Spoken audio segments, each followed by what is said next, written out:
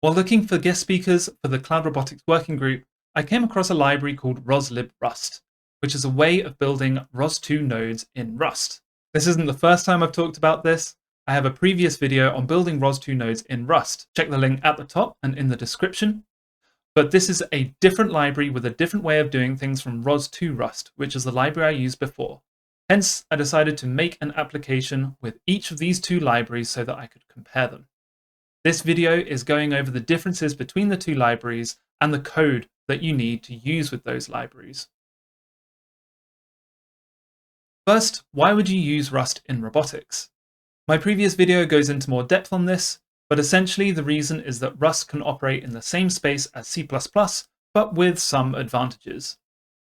So the space it's operating in is a systems level language that operates at a low level, meaning it can run very quickly and process large volumes of data or respond quickly for things like real-time control. However, it has some advantages over C++, like more user-friendly tooling and more helpful compiler error messages. Another advantage is that Rust can operate at all levels, including the backend for your cloud services, for example, which means that some companies are starting to adopt Rust across their entire stack, not just for their robots, but for their websites, their cloud backends, everything, which means that all the code can be reused and all the teams know the same language. I also just personally find it fun to build in. It's my favorite language, as you may have noticed from the advent of code videos that I wrote in Rust. Again, link at the top and in the description. The main reason not to use Rust over C++ and Python, apart from just personal preference, is that those two languages are much more commonly used at the moment, which means they have much better support, many more people talking about them, more feature-complete libraries, and even more resources online to help you build with them. If you're prepared to go the route less traveled, then Rust is a great candidate for robotics. So let's talk about the two libraries in question, ROS2 Rust and roslibrust. ROS2 Rust is more of a classic client library in ROS. There's a way that client libraries are normally set up. It's the same for RCL-CPP and RCL-Pi. What happens is that a base library is provided called RCL, which is written in C, that other client libraries can call into in order to interact with ROS. So, for example, to send a message, RCL-CPP might call a function in RCL to send a message. ROS2 Rust provides RCL-RS, which is the ROS client library written in Rust. It means that anytime a change is made in the underlying RCL library, it's immediately reflected in the layers above it. This also means that any nodes built with ROS2 Rust behave exactly like other ROS nodes. They perform the same calls into RCL, they can be built in a ROS2 workspace with Colcon, they behave like other ROS nodes, they can be launched by launch files, and so on. All the advantages of being within the ROS2 ecosystem. roslibrust takes a different approach. Instead of relying on RCL specifically, you can pass in an implementation of a backend for it to use.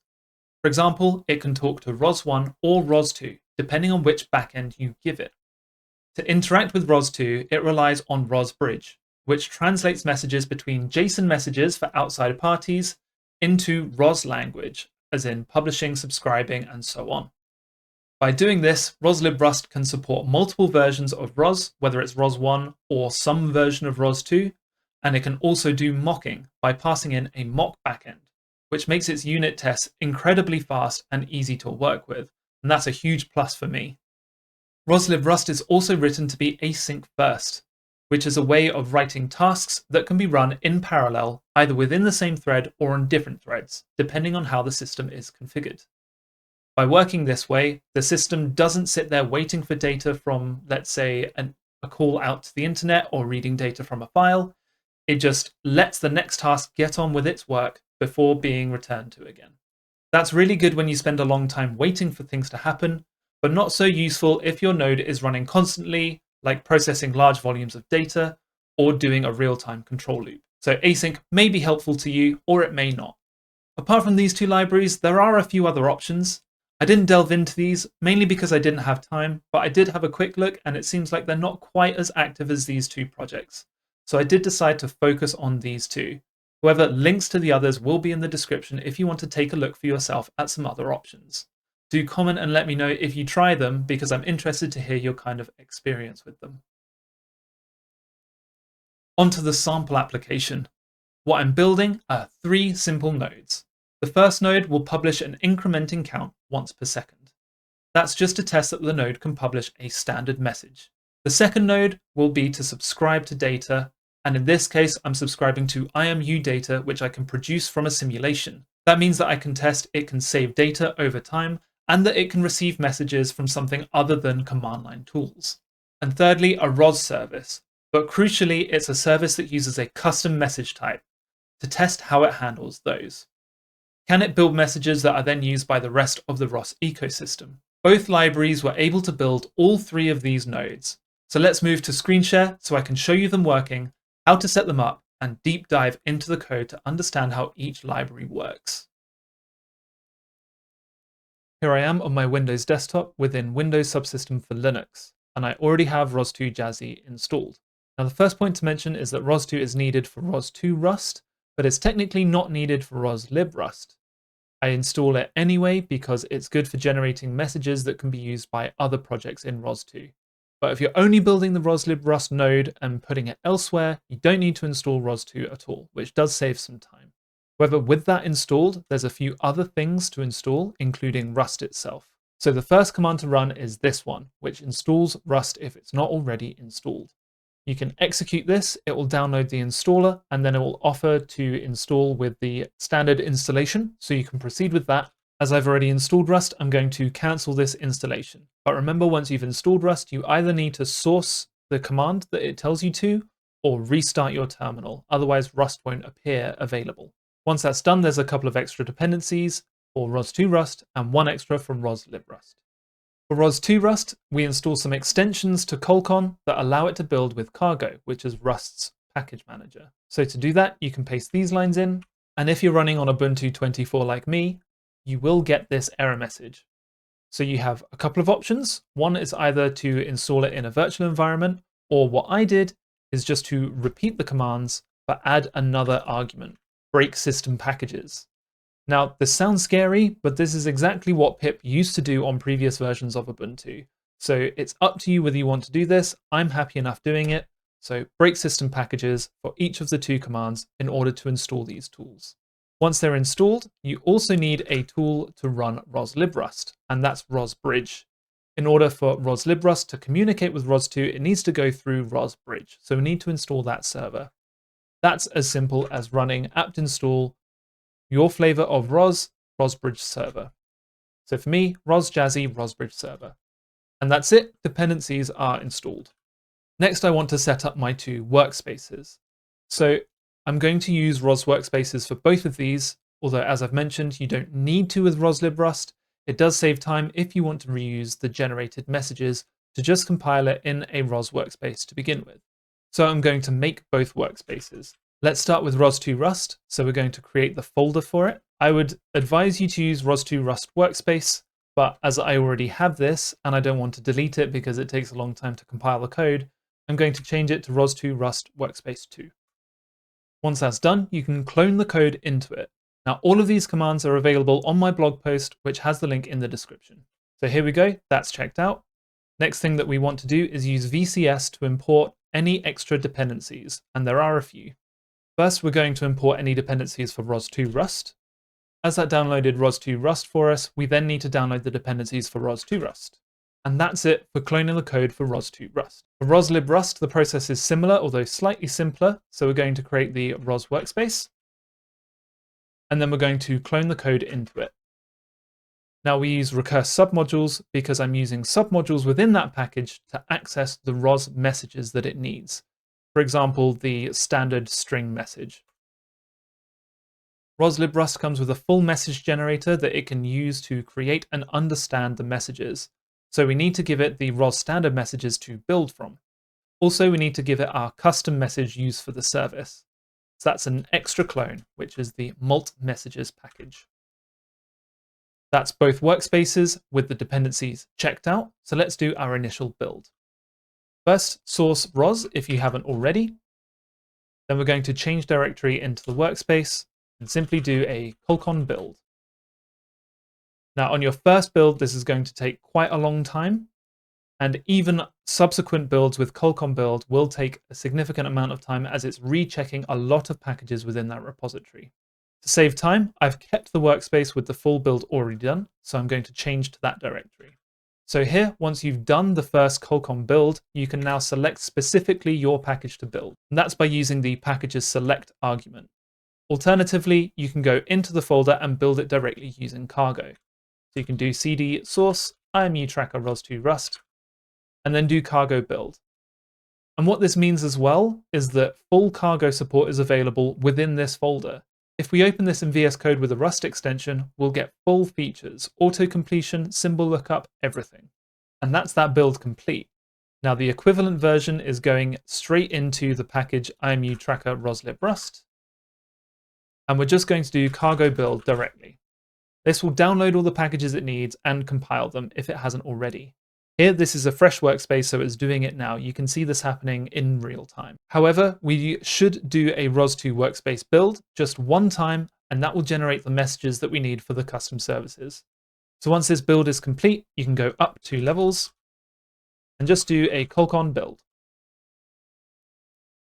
Now, an important step for each workspace is that anytime you're running a node from it or you're running ROSBridge and you need access to the custom messages, you need to source the workspace, same as a normal ROS workspace. So in this case, it's source install setup.bash. When you run ROSBridge so that the roslibrust node can communicate, you need to source the workspace first, which brings us on to the next part, which is actually testing the nodes out.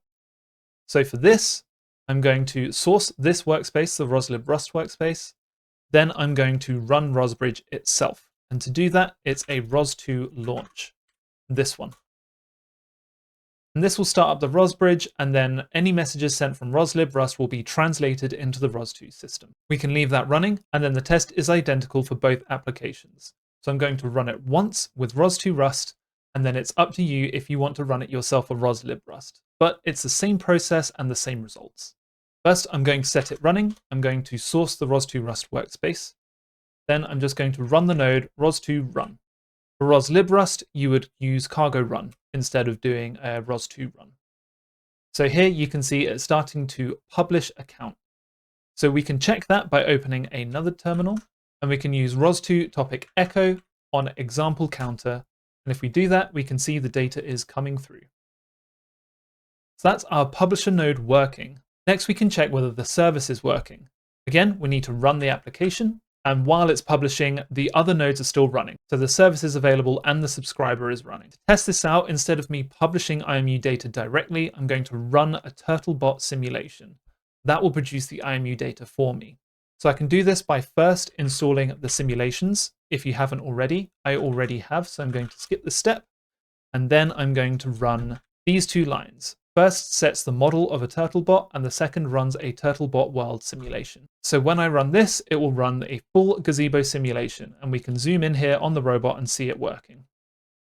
Now, if we take a look at the node, we can see that there's still the occasional published count, but it's receiving a lot of IMU data, it's printing out the value, and it's keeping a track of the sum over time.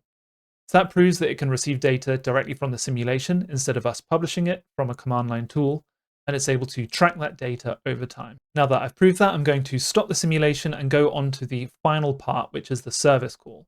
So for this, I'm going to source the workspace, if I haven't in this terminal already, and then I'm going to do this simple service call, multfloats 2.5 times by 4. And we can see it does 2.5 times by 4 and gives me the result of 10. In here it says receive request, the multfloats request, and responding with result 10.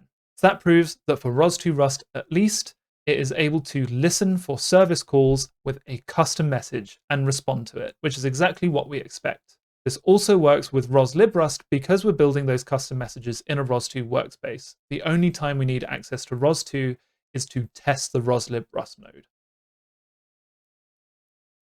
Now we can take a closer look at how both libraries work.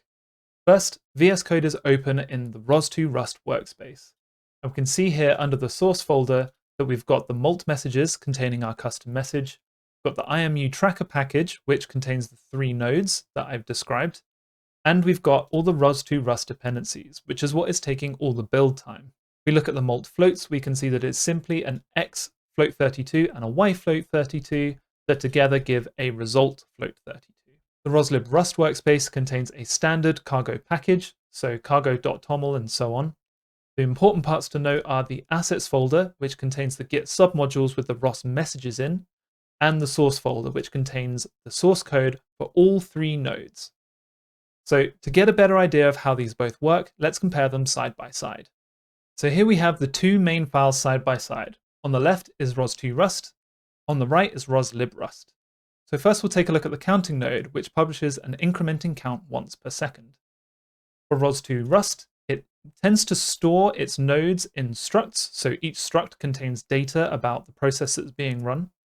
In this case, the counter node has its own node reference, has a publisher object that it can use to publish int16 messages, and it has the data that it is publishing, which increments over time.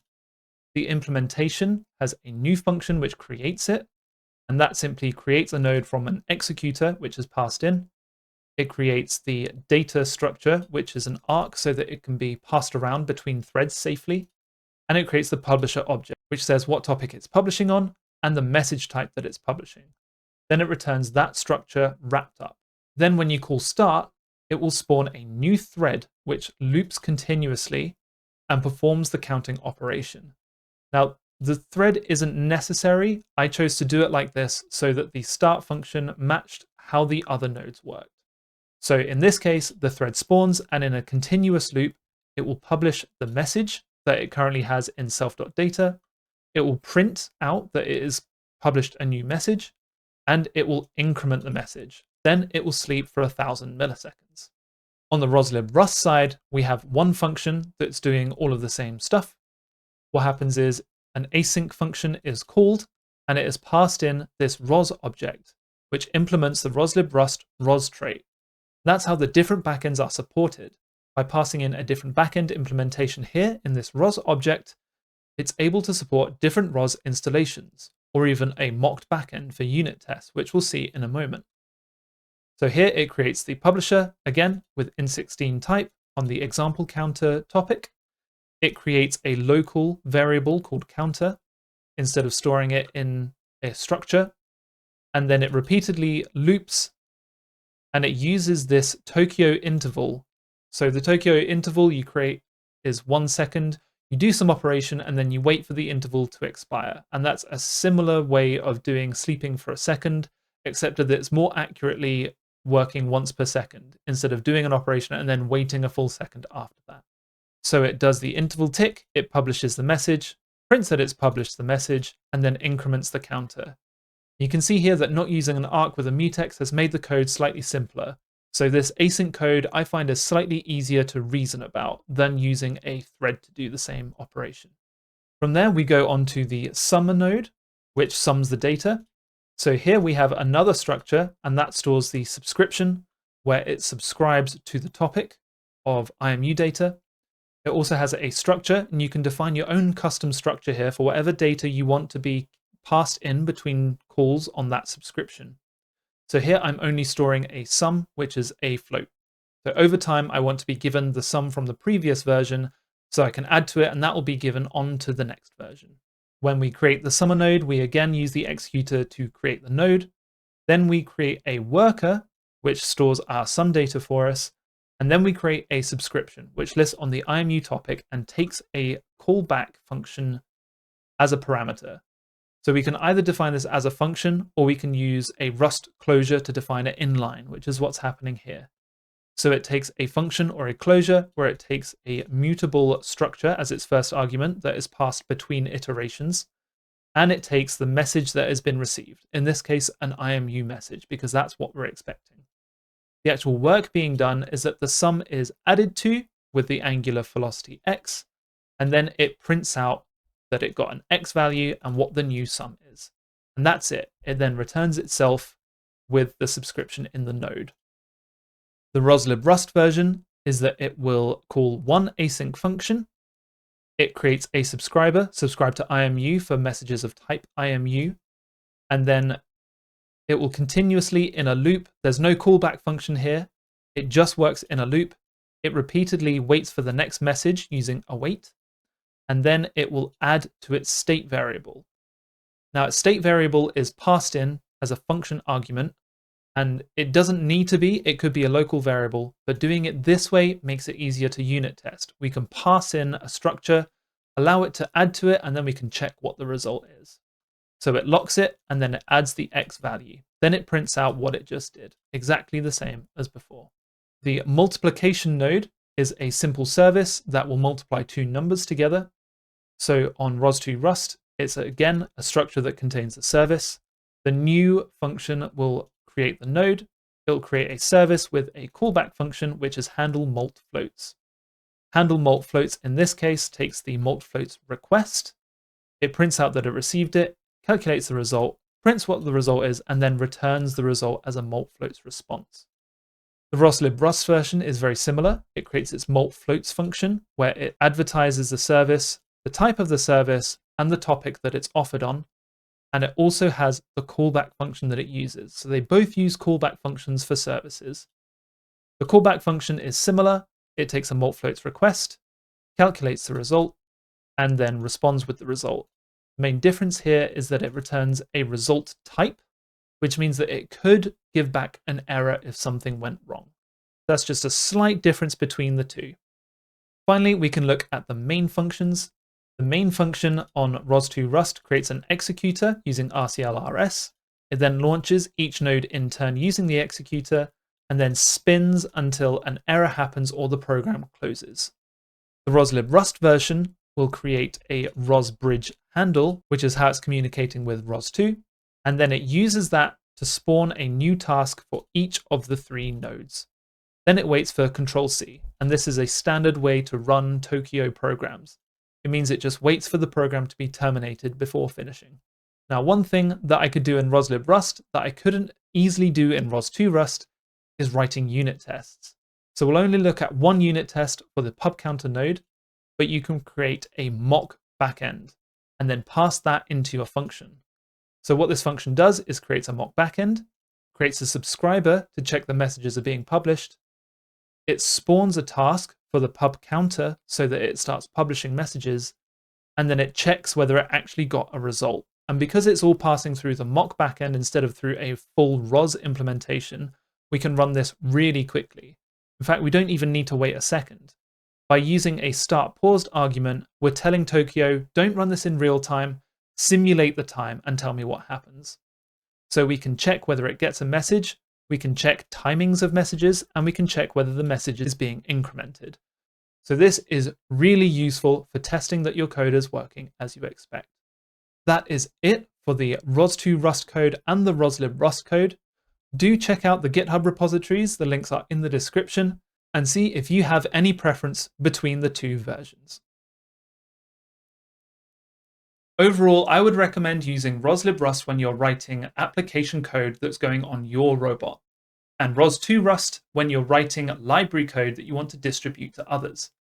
That's because ROS2 Rust has full ROS2 ecosystem integration, which is great for when you're trying to share code with others and they can understand how to use it in a more standard way. roslibrust comes with some advantages, like being able to do full unit testing with mocks, which I love, which means it has some advantages if you're just building for yourself. However, both libraries can be used for both tasks. It purely comes down to your preference and what your needs are. Here's more of a breakdown of what I like about each of the two libraries so that you can make a more informed decision. ROS2 Rust wins on being fully ROS integrated and having more feature support.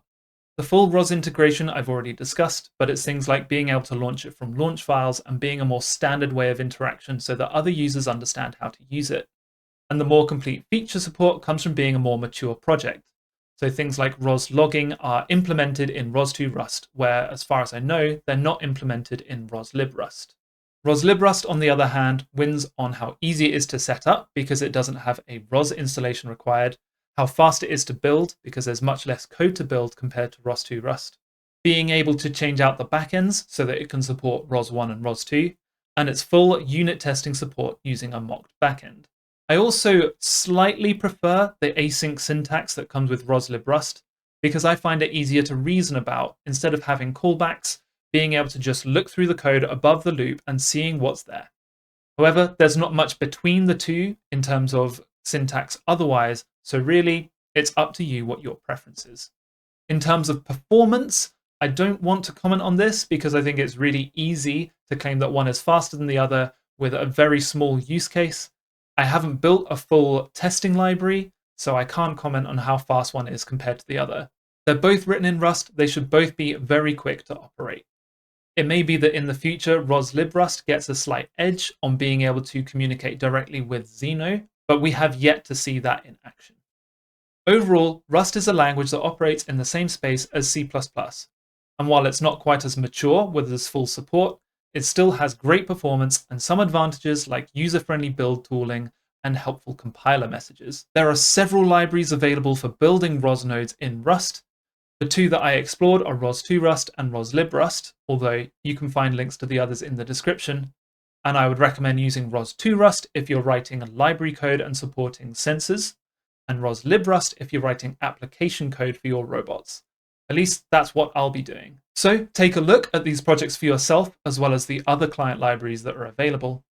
Try out the source code and see which you prefer, and let me know in the comments. Thanks for watching, and I'll see you in the next one.